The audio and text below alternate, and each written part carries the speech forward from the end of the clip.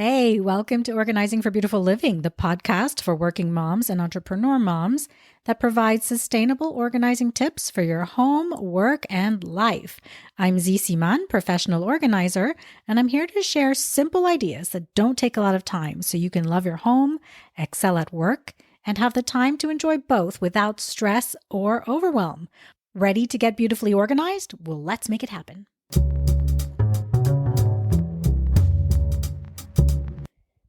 Today, I'm going to tell you how knowing your organizing personality will help you to get organized even when you're super busy. Now, did you know that you even had an organizing personality? Well, we all do.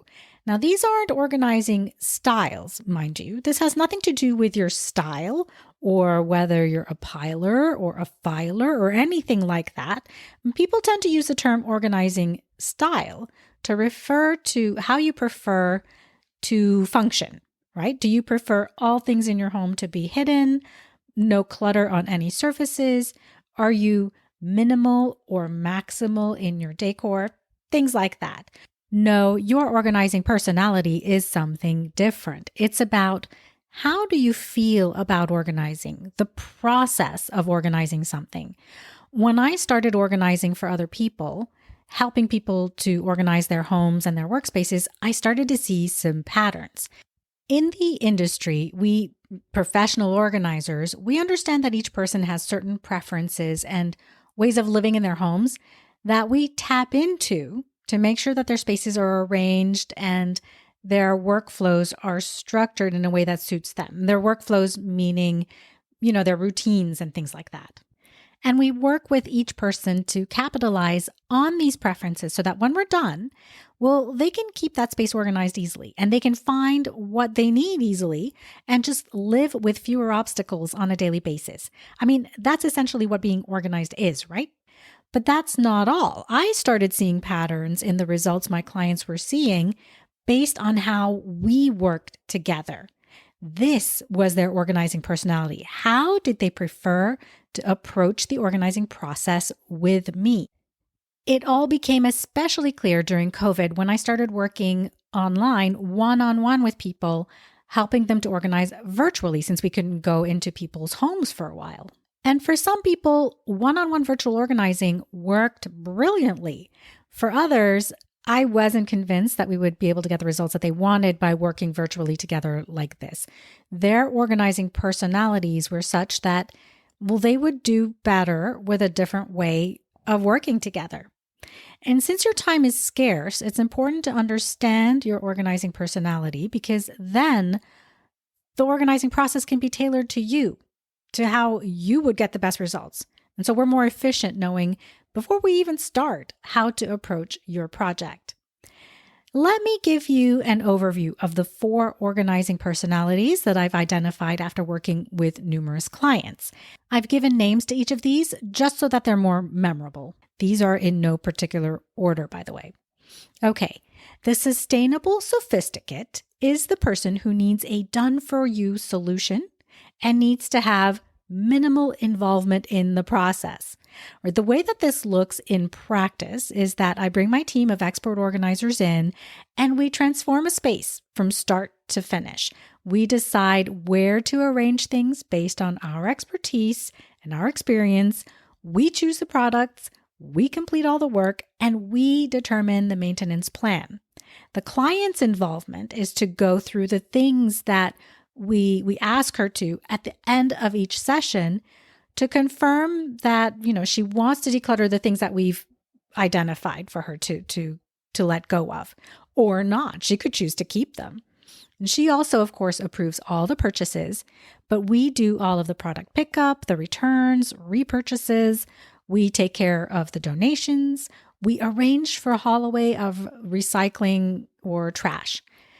And then we explain the maintenance plan to her so she knows what needs to be done in order to stay organized from this point onwards. So she doesn't even need to be there at all while we're working.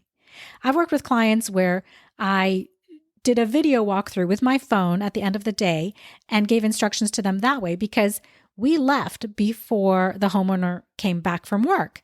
And we've gotten that process to be pretty seamless. We still communicate. She knows exactly what we're doing, but the best way for her to get this done is to delegate it fully to us, the experts. Right now, the collaborative curator wants to learn how to organize her space by organizing her space. So we work side by side. We teach her the Clear 5 framework while we're doing each step with her own things. She's helping us. She's moving things. She's talking about the process. Not only is this collaborative work a great way for her to learn to declutter and organize any space now, but she will often use that opportunity to involve her family members too, the kids especially. I take heart in knowing that so many parents want their kids to learn organizational skills. It's not something that's taught in schools, and I think it's not taught in necessarily a way that's sustainable or refreshed once they're in high school, once they're older, right? So I really appreciate that collaborative curators take the time out of their busy schedules to learn the Clear 5 framework, then put it into use themselves from now on, and then also pass it on to their family members and their kids.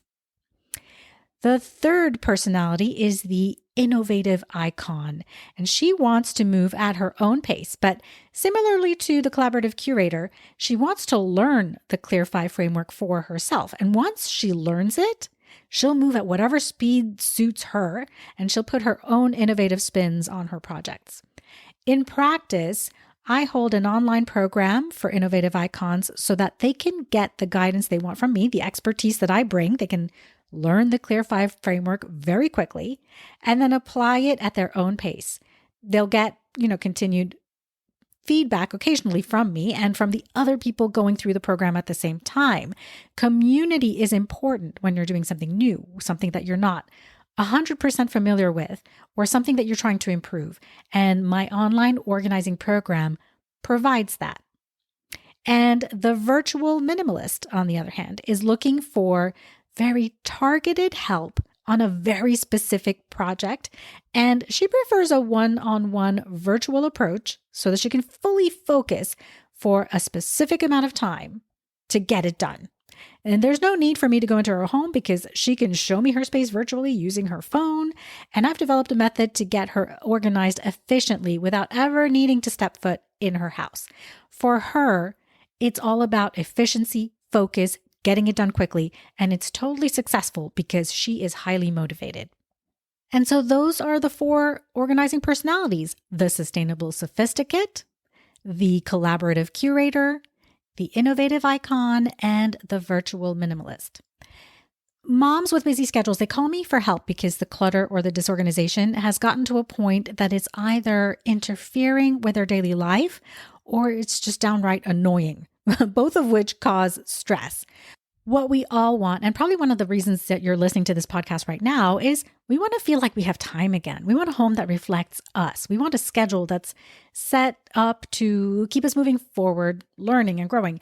We want to love our homes. We want to invite people over at the last minute and not be worried or regret it after we've made the invitation. There is a direct link between our busy lives and personalized organizing. People who organize in a way that is customized to the way that they live and their schedules are way more likely to feel like getting organized isn't eating into their very precious limited time, right?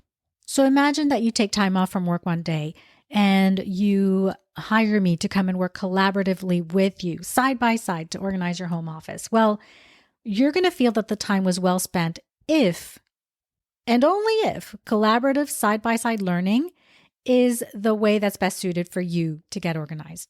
In other words, matching the organizing method with your personal tendencies is going to make organizing feel more simple. And it's definitely going to improve the effectiveness of the effort that you're putting into the organizing project. So yes, it's absolutely important to know your organizing personality. Now, the crucial question: how do you know what your organizing personality is? Well, there's a quiz that you can take to find out. And don't worry, it's a simple and short quiz. It's only going to take you less than a minute to complete. You can find it at fireflybridge.com/quiz. Once you take the quiz, I'll send you your results to your email so that you can have them to refer back to. And not only will you understand more about your own organizing personality and how the traits of that personality type can work in your favor, I'll also send you more insights and tips by highlighting a specific client who shares your personality type.